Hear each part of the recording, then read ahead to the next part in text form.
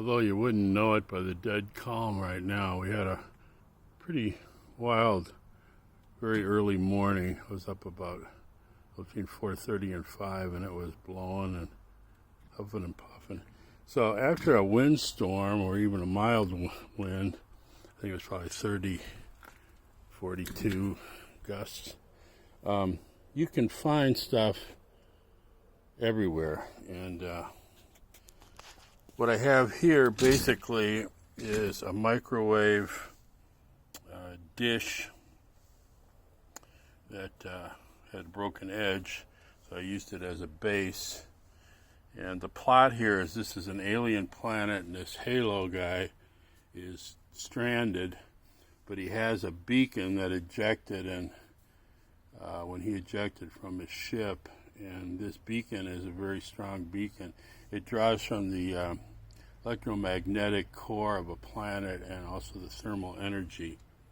And I made that with these tiny recollection mini brads, and I put a magnet between it, so if you turn it over, see they're all magnetized, and it's very easy to use a fine, I have a plastic tweezers to pluck them off the color you want, and I inserted them into these holes here.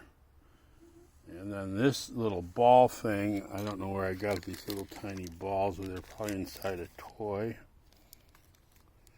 And then so in this hole here, I super glued this dude together, and he's like some giant slug-like creature. And I made him with a googly eye, and I snipped it with snippers, so it kind of looks like his eye is closed, because the idea is he's supposed to be sleeping, kind of in this hollowed out thing here. And actually this is simply one of these, and it starts out like one of these. This came down on a broken branch, so that's when it first forms in the green stage, and it gets older and then falls, and then it finally splits open like this. So it's funny, you would never guess that these three things are all from the same tree. So then I have all these other things I've found.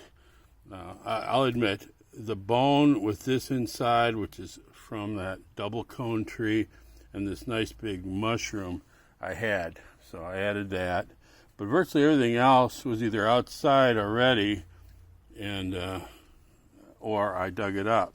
And there's an easement between these, at the end of these two houses where the sewer is. It's basically a catch basin. And there's a rock, thin rock, gravel, almost sand-like gravel. And all these little plants start springing up there. Now these are cones off the end of these.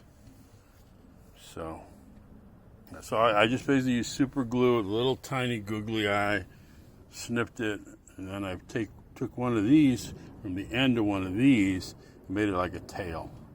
So I don't know if he's so tired, and he's kind of looking this way. If you look, he's kind of looking this way. But he doesn't realize this big slug-like creatures in there. It was probably just a big vegetarian. So now these look like pods, but I don't think they, well, maybe they were pods that were tightly thing. Yeah, I don't know. So anyway, this one is not made to last, as far as these don't have any roots, obviously they're branches. And this I didn't get the root out of, but I like the serrated edges of it. So that look cool. So there you have it. I haven't really thought of a name yet, but I'll probably name it before I title this. Well, I'll name it and then put it in the title.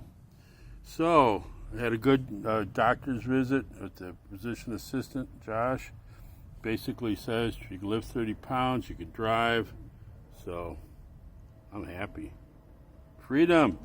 The truck's not in the driveway, it's out by the street, because tomorrow I'm going to the comic book store. Yes. So for the Halo stranded guy, hopefully the beacon will, notice one red one, That's where you press it to turn it on. Actually, I didn't have any more green. It's one short cycle. That'll work. Plausible. So, SK file out.